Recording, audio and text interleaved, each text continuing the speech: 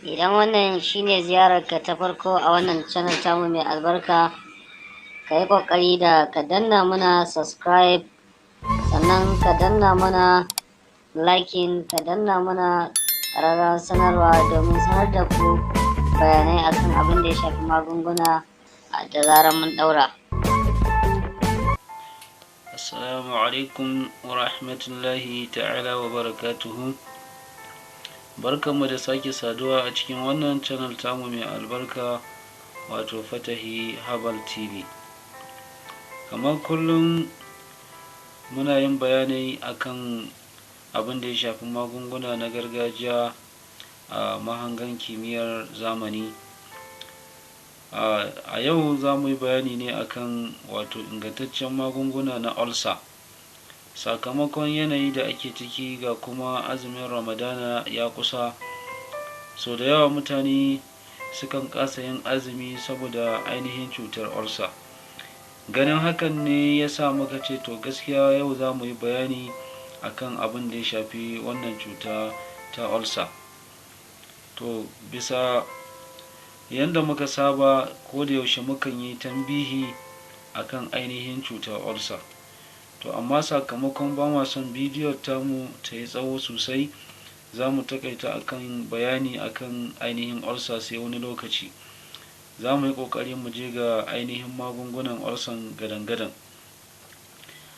Na farko, ga wanda yake da cutar ulcer, idan wato wanda yake matakin farko, wato A, wanda bai riga ya kai chronic ba, kuma ulcer yana matsa masa lokaci zuwa lokaci, to ga yadda za ka haɗa ainihin wannan magani. Na farko, za ka nemi ayaba da madara. Za ka samu ayabar kamar guda biyu, ka niƙe ayabar a blender ta niƙu sosai, sannan za ka haɗa da gwangwanin madara na peak milk ko crown da sauransu. Za ka sha da asuba idan da azumi ne, idan kuma ba azumi za ka sha da safe kafin ka ci komai. Idan ma da azumi ne, za ka tashi da asuba cikin lokacin kafin ka yi sahur da minti 30 za ka sha, bayan minti 30 sannan ka yi sahur. In Allah ya so yadda, wannan haɗi da kai za ka yi shi ne sau biyu. Ka yi da asuba, sannan bayan ka ci abincin dare kafin ka kwanta bacci da wajen awa ɗaya za ka sake ainihin shan wannan haɗi.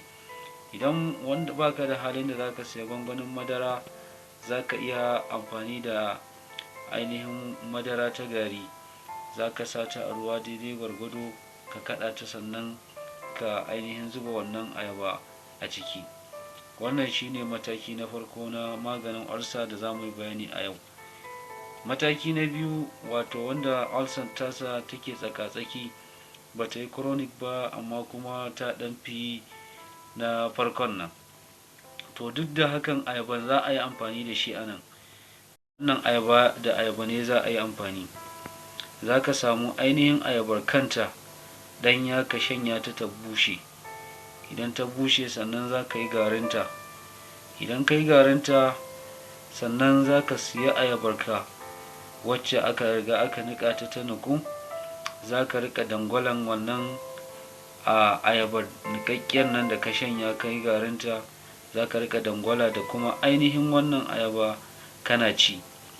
Za ka samu ayaba kamar guda 2 zuwa 3, za ka riƙa dangwala har ka cinye su da wancan ayabar da ka niƙe garinta lokacin tana ɗanya.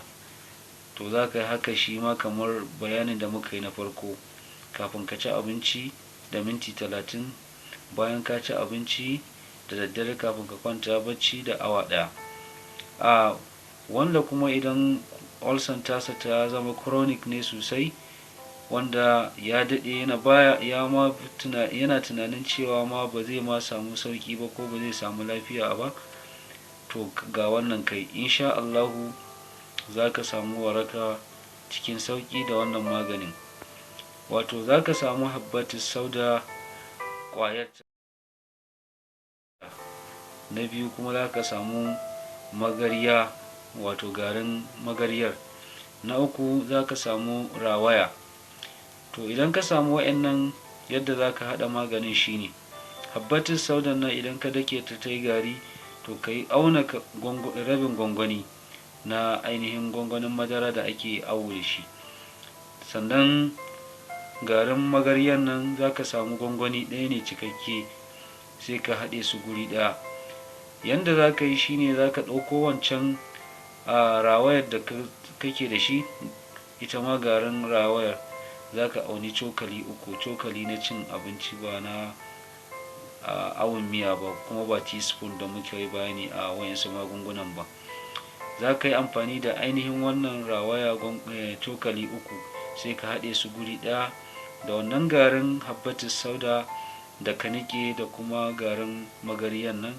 In ka haɗe su guri ɗaya, yanda za ka yi amfani da shi, za ka rika ɗiban teaspoon ka tafasa a ruwan zafi kofi ɗaya. Idan ka tafasa a ruwan zafi kofi ɗaya, sannan sai ka samo zumar ka mai kyau, ita ma zumar ta kasance mai kyau wadda babu mis a ciki, ba kuma siga ba ce. Idan kai haka, za ka ɗauki wannan haɗi da kai na tafasasshen maganin nan, bayan ka tace shi ya huce, ba da zafi ake sha ba. Idan ya huce, sannan sai ka zuba zuman nan a ciki daidai gwargwado yanda za ka iya sha, sannan ka sha. Insha Allahu, ko da ulcer taka ta yi chronic, za ka samu sauƙi insha Allahu. A ci gaba da bibiyan mu a wannan channel tamu mai albarka domin jin bayanai akan waɗansu magungunan wanda za su zo insha Allahu. Mu dai abin da muke so, ku danna mana subscribe, sannan ku danna mana ƙararrawan sanarwa domin sanar da ku bayanai akan duk abin da muka ɗaura. Sannan kuma idan kun ji daɗi, ku danna mana like. Sannan kuma za ku iya mana comment akan waɗansu abubuwa da kuke buƙata ko abin da ba ku gane ba a cikin wannan channel tamu mai albarka. Za mu dawo mu muku bayani a ƙarƙashin description namu yadda za ku fahimta. Mun gode.